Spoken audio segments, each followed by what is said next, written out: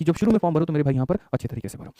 ठीक है, पूरा जो प्रक्रिया होता है परीक्षा का वो कितने का होता है, तो मेरे भाई 3 चरण होते हैं। सबसे पहला आपका होता है टियर 1 जो कि ऑब्जेक्टिव पेपर है, टियर 2 जो कि रिटन पेपर है, और उसके बाद में होता है इंटरव्यू। ये तीनों चरणों को जब आप पार करते हैं तब जाकर के आपका मेरे भाई सिलेक्शन हो पाता है। तो टियर 1 जो पेपर होता है वो ऑब्जेक्टिव पेपर होता है, 100 नंबर का मेरे भाई यहाँ पेपर होता है, और सवाल भी आपके 100 पूछे जाते हैं। 100 सवाल 100 नंबर के। कौन कौन से सब्जेक्ट होते हैं वो हम बताएंगे। जब आप इसको क्वालिफाई कर लेते हैं तो अब आ जाते हैं डिस्क्रिप्टिव में। हालांकि डिस्क्रिप्टिव में ज्यादा फायदा जो है वो असिस्टेंट मतलब यूपीएससी की तैयारी करने वाले जो लोग हैं वो उठा पाते हैं, क्योंकि ये रिटन पेपर होता है तो लिखने की कला जो है उनकी बड़ी अच्छी होती है, और ज्यादा जो मार्क्स है वो लेकर के वो चले जाते हैं। ठीक है, उसके बाद में इंटरव्यू जो होता है वो 100 नंबर का होता है। कैसे होता है, क्या होता है, एक बारे में हम सारी बातें जो है वो जानेंगे। तो सबसे पहले टियर 1 पैटर्न की बात करते हैं। मेरे भाई देखो सब्जेक्ट तुम्हारे वही 4 हैं जो एसएससी में पढ़ने हैं। कौन कौन से मेरे भाई, मैथ हो गया, इंग्लिश हो गया, रीजनिंग हो गया, जीएस हो गया। यहां पर भी वही बात है, बस इन्होंने जीएस को 2 भागों में बांट दिया है। इन्होंने कहा जीएस से 20 सवाल पूछेंगे और करंट अफेयर से 20 सवाल पूछेंगे। क्यों? क्योंकि जो इंटरव्यू होता है ना, उस इंटरव्यू में भी करंट अफेयर का बहुत बड़ा रोल होता है। उसके बाद में जो तुम्हारा डिस्क्रिप्टिव होता है, उस डिस्क्रिप्टिव में भी मेरे भाई 2 बड़े-बड़े क्वेश्चंस के आंसर तुम्हें देने होते हैं जो 10-10 नंबर के होते हैं। उसमें भी करंट अफेयर का बहुत बड़ा रोल होता है। रीसेंट कोई मुद्दा दे देंगे, तुमके ऊपर में लिखना है। तो आईबी में जनरली करंट अफेयर एक बहुत बड़ा जो है एक भारी प्रचंड अपना मेरे भाई यहां पर बहुमत लेकर के आता है। शुरू में 20 सवाल करंट अफेयर के आपके मेरे भाई आपको पढ़ने हो। जनरल अवेयरनेस यानी करंट अफेयर 20 सवाल, 20 नंबर का यहां पर मामला सेट हो गया, 20 नंबर का डिस्क्रिप्टिव में मामला सेट हो गया, और उसके बाद में इंटरव्यू में भी उसी के ऊपर में क्वेश्चंस है। तो एक बढ़िया रोल लेकर के जाता है। तो मैथ्स के तुम्हारे 20 सवाल, रीजनिंग के तुम्हारे 20 सवाल, इंग्लिश के तुम्हारे 20 सवाल, जीएस के 20 सवाल, करंट अफेयर के 20, 100 सवाल 100 नंबर, और कुल मिलाकर के जो है इसी के ऊपर में तुम्हारा मामला बनेगा। इसमें लगभग 30 से 33% के करीब में मिनिमम क्वालीफाई करने के लिए लाना होता है। हालांकि वो कोई इतना बड़ा बात नहीं है, मतलब जनरली जो है कट ऑफ जो क्वालीफाई करते हैं उन्हीं को अगले चरण में भेजा जाता है। क्या इसमें नेगेटिव मार्किंग होता है? बिल्कुल होता है। यहाँ पर 0.25 जो है